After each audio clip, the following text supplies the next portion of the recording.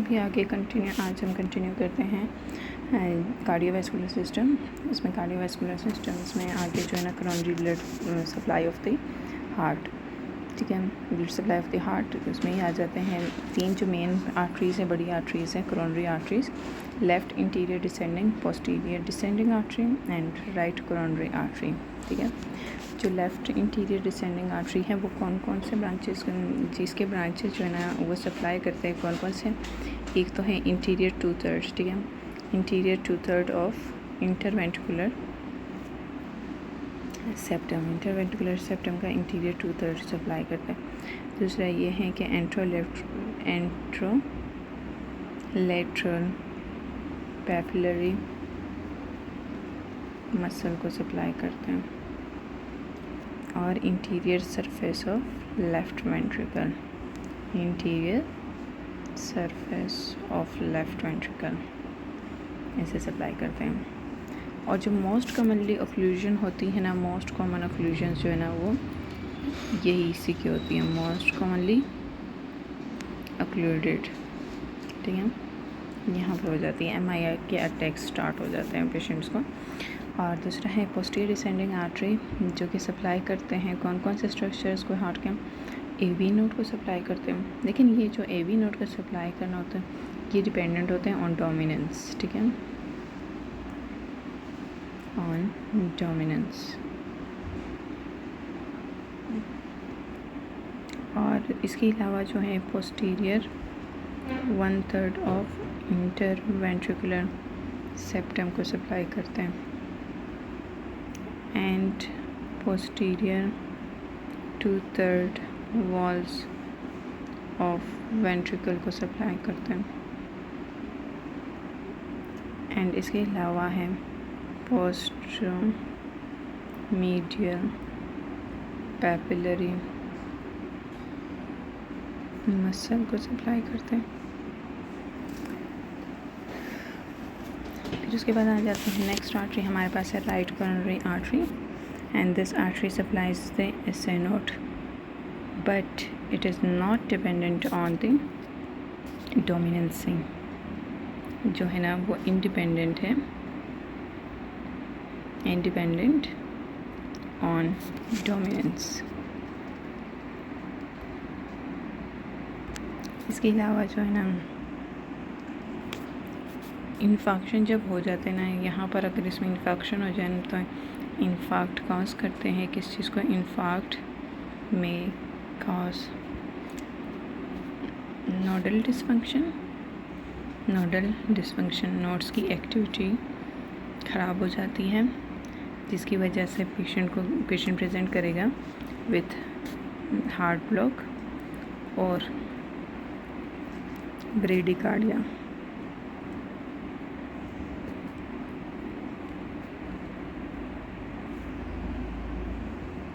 इसके अलावा एक और आर्टरी हम करेंगे, वैसे छोटी सी आर्टरी है जिसको हम कहते हैं राइट एक्यूट मार्जिनल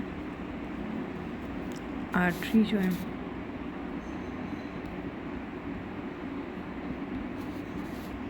ये सप्लाई करती हैं किस चीज़ को? राइट वेंट्रिकल को। अब इसमें आ जाते हैं, फिर उसके बाद हम नेक्स्ट करने लगे हैं इसके बाद जो है ना हार्ट के लेयर्स, हार्ट को जो कवर किया हुआ है ना वो पेरिकार्डियम ने कवर किया हुआ है, और this is covered by 3 layers, 3 layers हैं। कौन कौन से आते हैं वो 3 लेयर्स? फर्स्ट है फाइब्रस लेयर, जिसको हम फाइब्रस पेरिकार्डियम कहते हैं। Second one is parietal layer,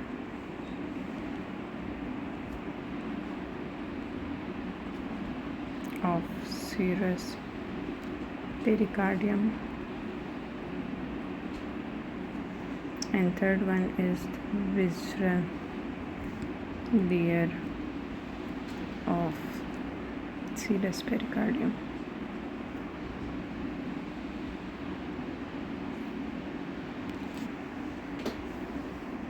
जो पेरिकार्डियल कैविटी जो है ना, pericardial cavity that is lies between किस किस के बीच में?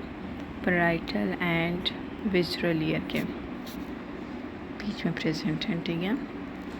और दूसरा ये है कि इसकी नर्व सप्लाई कहाँ से आती है, नर्व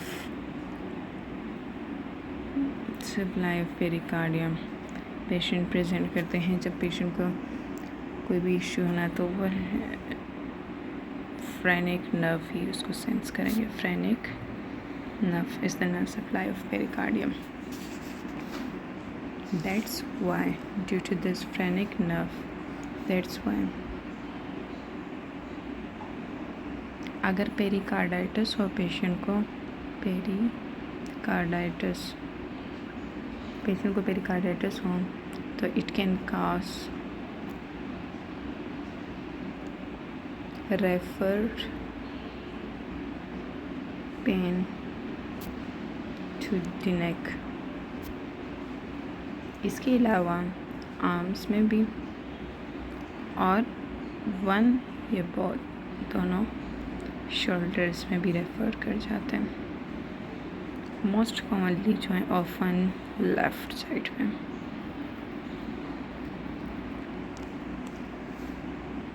हमने पीछे पढ़ा था कि यहाँ पर हमने अगर देखा होगा आपको, यहाँ पर हमने देखा कि जो AV नोड की ब्लड सप्लाई है ना, that is dependent on AV node, that is dependent on the dominance. तभी हम हार्ट की डोमिनेंसी कैसे करेंगे, ठीक है, हार्ट की डोमिनेंसी करते हैं। तो डोमिनेंसी हम कैसे करेंगे, मोस्टली जो है ना 85% ऑफ केसेस में राइट डोमिनेंट सर्कुलेशन होती है। Dominant circulation, and in this right dominant circulation, posterior descending artery arises from right coronary artery, and in 8% cases left dominance है।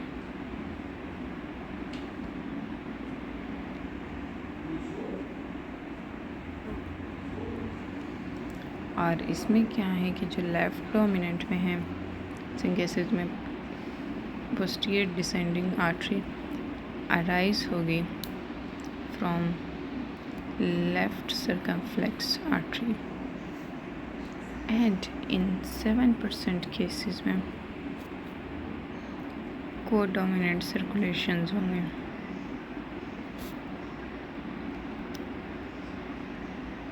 उसमें आ जाते हैं कि जो पोस्टीरियर डिसेंडिंग आर्टरी जो है ना वो अराइज करेगी, arises from both left circumflex and right coronary artery. और जो कोरोनरी ब्लड फ्लो की पीक कब पहुंचती है, हम peak of coronary blood flow. Coronary blood flow peak reaches in early diastole. आगे कंटिन्यू करते हैं, कार्डियक आउटपुट के कुछ वेरिएबल्स करते हैं। कार्डियक आउटपुट में जो वेरिएबल्स यूज़ होंगे पहले वो कर लेते हैं,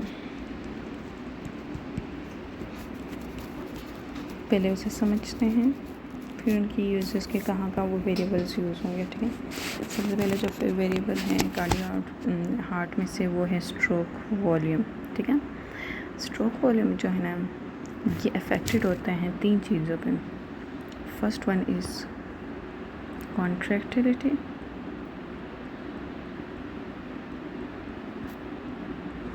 and the second one is preload,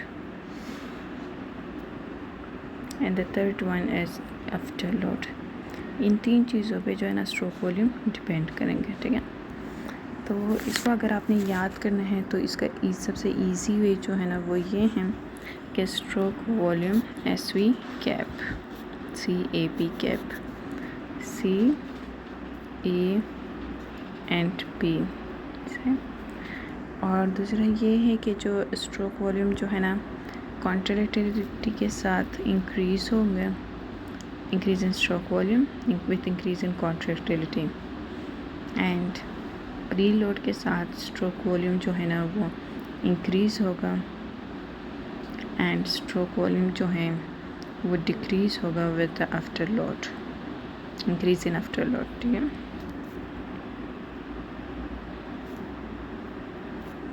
तो उसके बाद आ जाते हैं हम करते हैं कि इनके इफ़ेक्ट जो है ना वो अलग अलग से करते हैं। कि सबसे पहले है हमने कहा था कि कॉन्ट्रैक्टिलिटी जो है ना वो स्ट्रोक को किससे अफेक्ट करती है। ठीक है, हम इसमें करेंगे कि कॉन्ट्रैक्टिलिटी जो है, कॉन्ट्रैक्टिलिटी जब इंक्रीज़ होगी इसका डायरेक्ट रिलेशन ही है। ठीक है, जितनी कॉन्ट्रैक्टिलिटी इंक्रीज़ होगी तो वो स्ट्रोक वॉल्यूम को इंक्रीज़ करवा देते हैं। अब कॉन्ट्रैक्टिलिटी कब इंक्रीज़ होगी? अगर किसी पेशेंट को आप β1 रिसेप्टर एगोनिस्ट दे दो। ठीक है, कोई पेशेंट हो उसको हम β1 रिसेप्टर एगोनिस्ट दे दें तो वो कैटेकोल अमाइंस को स्टिमुलेट करवा देते हैं। अब उस पेशेंट में कोई एस्थमा के पेशेंट्स ही हो तो उसमें हम दे देते हैं। अब उसमें क्या है कि जो ये एगोनिस्ट है ना, अब वो देंगे तो वो एक्टिवेट करते हैं प्रोटीन काइनेज ई को और फॉस्फोरिलेशन करवा देते हैं और एक्टिवेट कराएंगे कैल्शियम एटीपीएस को, और कैल्शियम एटीपीएस जो है ना वो इंक्रीज़ करते हैं calcium storage in sarcoplasmic reticulum और which further activate the protein kinase E and calcium channels phosphorylations and calcium entry and calcium induce calcium release हो इंक्रीज़ होगा सब कुछ। ठीक है, दूसरा ये है कि पेशेंट का अगर इंट्रासेलुलर, वैसे तो बीटा एगोनिस्ट का काम भी यही है कि इंक्रीज़ करना, लेकिन वैसे भी किसी और रीज़न की वजह से इंट्रासेलुलर कैल्शियम इंक्रीज़ हो जाए, कैल्शियम जो है ना वो इंक्रीज। दूसरा ये है कि जो decrease in extra cellular, not intra, it's extra cellular sodium decrease हो जाए। अब ये कैसे हैं, इसका इफ़ेक्ट कैसे आता है? अगर decrease in activity of sodium calcium exchanger, इनकी एक्टिविटी डिक्रीज़ होगी तो फर्दर कैल्शियम जो है ना वो इन रिस्पॉन्स टू एक्सचेंजर जो है ना, जो कि कैल्शियम को बाहर निकालना होता है, वो जो है ना वो डिक्रीज़ हो गई, जो कैल्शियम सोडियम को अंदर लेकर जाते हैं, सॉरी हाँ कैल्शियम को बाहर निकालना। एक और हमारे पास है, the last one is digitalis digoxin.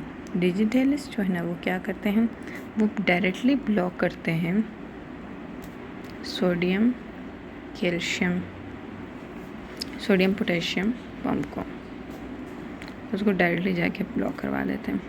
अगर ये पंप ब्लॉक हो जाए तो इंट्रासेलुलर सोडियम जो है ना वो इंक्रीज़ हो जाएंगे और सोडियम कैल्शियम एक्सचेंज जो है ना वो डिक्रीज, सोडियम कैल्शियम की रेशियो डिक्रीज़ होगी, एक्सचेंजर एक्टिविटी डिक्रीज़ होगी और इंट्रासेलुलर कैल्शियम इंक्रीज़ होगा। तो इन सब का काम ये था कि ओवरऑल इन सब को मिला के तो इनका काम ये था कि इंट्रासेलुलर इन कैल्शियम को इंक्रीज़ करवाना। जितना इंट्रासेलुलर कैल्शियम इंक्रीज़ होगा उतनी कार्डियक मोटिलिटी इंक्रीज़ होगी और इतनी स्ट्रोक वॉल्यूम इंक्रीज़ होगा। फिर उसके बाद नेक्स्ट जो है ना वो प्रीलोड।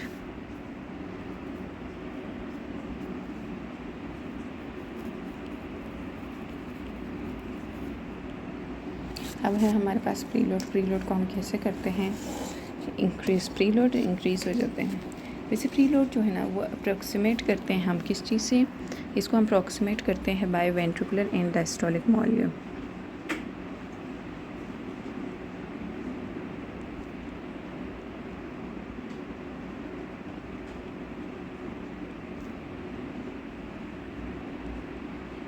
डायस्टोल के एंड में जितना वॉल्यूम हार्ट के अंदर रह जाएगा ना, that will be the preload. और this is depends on two factors, and those factors are, the first one is venous tone and the second one is blood volume. Load के बाद then we have after load। ठीक है, after load आ जाते हैं। After load explain करते हैं। After load जो है उसको अप्रॉक्सीमेट करते हैं। वैसे इसको कैसे मेजर करते हैं? अप्रॉक्सीमेटेड बाय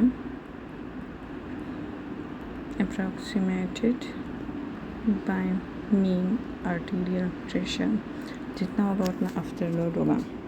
अब इसमें क्या है कि जो मीन आर्टीरियल प्रेशर होगा कैसे अफेक्टेड कैसे होगा after load? Increase in voltage पर Laplace law, increase the pressure और इंक्रीज आफ्टर लोड।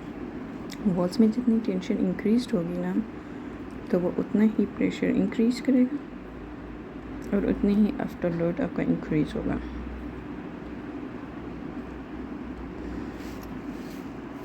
अब इसमें क्या है कि जो लेफ़्ट वेंट्रिकुलर कंपोनेंट्स जो है ना, लेफ़्ट वेंट्रिकल जो है ना, अगर वो किसी high after load chronic exposure हो to the high after load तो वो कंपनसेट करेंगे आफ्टर लोड को by thickening of the wall, hypertrophy, wall stress. ठीक है। अब हम कुछ मेडिसिन जो है ना वो कुछ यूज़ करते हैं इनको अफेक्टेड में। अगर पेशेंट बीपी हाइपरटेंसिव पेशेंट हो या हाई आउटपुट के साथ कार्डिक आउटपुट के साथ पेशेंट आ जाए तो उसमें आ जाते हैं जो मेडिसिन आ जाती हैं। उसमें है कि जो फर्स्ट में है कि हम यूज़ करते हैं कॉन्ट्रैक्टिलिटी वाले मेडिसिन में। उसमें क्या आ जाते हैं, या तो पेशेंट को बीटा ब्लॉकर्स दे दो। ठीक है। अगर बीटा 1 ब्लॉकर्स दे दो। ठीक है। ये क्या करते हैं, ये डिक्रीज़ करवा देते हैं साइक्लिक AMP लेवल को और डिक्रीज़ करते हैं कॉन्ट्रैक्टिलिटी को।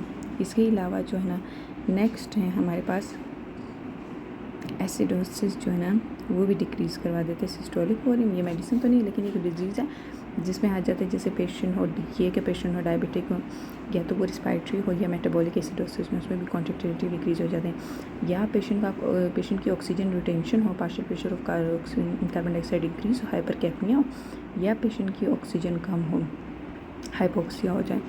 इसके अलावा जो है ना दिस इज़ द मेडिसिन। ठीक है। ये मेडिसिन है नॉन डाइहाइड्रोपायरिडीन जो ड्रग्स हैं। ठीक है। Calcium channel blockers. ठीक है। These calcium channel blockers are used to decrease the contractility of the heart and to decrease the cardiac output. Next जो है ना, अगर प्रीलोड ज़्यादा हो जाए, प्रीलोड अफेक्टेड हो, ठीक है, वो ज़्यादा हो जाए तो उसको हम कैसे करते हैं? पेशेंट को वेजोडाइलेटर देते हो। कौन सा vasodilator? That one is nitroglycerine and this decreases the preload को डिक्रीज़ करवा देते हैं। कैसे? ये वीनस डायलिटेशन करवा देते हैं, वेन्स को डायलेट करवा देते हैं। और एक और हम यूज़ करते हैं अगर आफ्टर लोड ज़्यादा हो, ठीक है, तो उसमें ये हो जाते हैं कि हम आर्टीरियल स्पेसिफिक वेजोडाइलेटर यूज़ करते हैं। ठीक है। जो कि आर्टीरियल वेजोडाइलेटर्स, और उसमें नाम क्या आ जाते हैं? हाँ, कौन से आते हैं? हाइड्रोलिज़िन।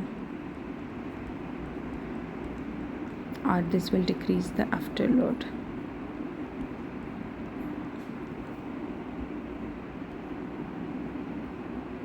AC after load, this AA, ऐसे याद करना, आर्टीरियल वेजोडाइलेटर जो डिक्रीज करते हैं आफ्टर लोड। इसके अलावा और मेडिसिन हैं जैसे कि EAC और ARBs इनहिबिटर है ना, EAC इनहिबिटर और ARBs जो है ना, ठीक है, EAC इनहिबिटर्स। इसके अलावा जो है ना ARBs वगैरह जो है ना ये डिक्रीज़ करवा देते हैं प्रीलोड, और बोथ प्रीलोड और आफ्टर लोड दोनों को डिक्रीज़ करवाते। सॉरी, ये कैसे डिक्रीज़ करवाते? कार्डिक आउटपुट ही डिक्रीज़ होगी, मतलब ब्लड वॉल्यूम ही डिक्रीज़ होगा।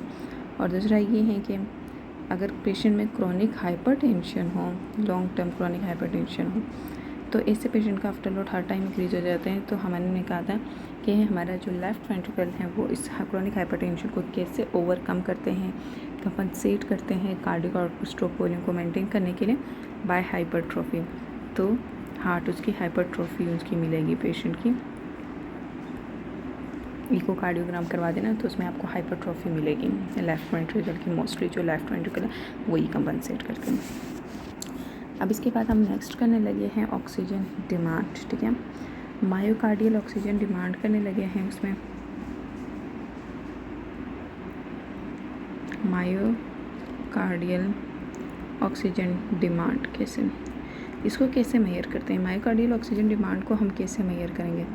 तो ये करने लगे हैं। उसमें हम चाहते हैं कि जो मायोकार्डियल में ये जो CAR है, ठीक है, CAR, इससे हम याद कर लेते हैं, ठीक है, वो सॉरी D कार्ड से, ठीक है। इन चारों से हम याद कर लेते हैं कि 4 चीज़ों पे डिपेंड करते हैं। एक है कॉन्ट्रैक्टिलिटी, दूसरा है आफ्टर लोड पे, तीसरा है heart rate, and the fourth one is the diameter of ventricles. सही। अब इसमें क्या है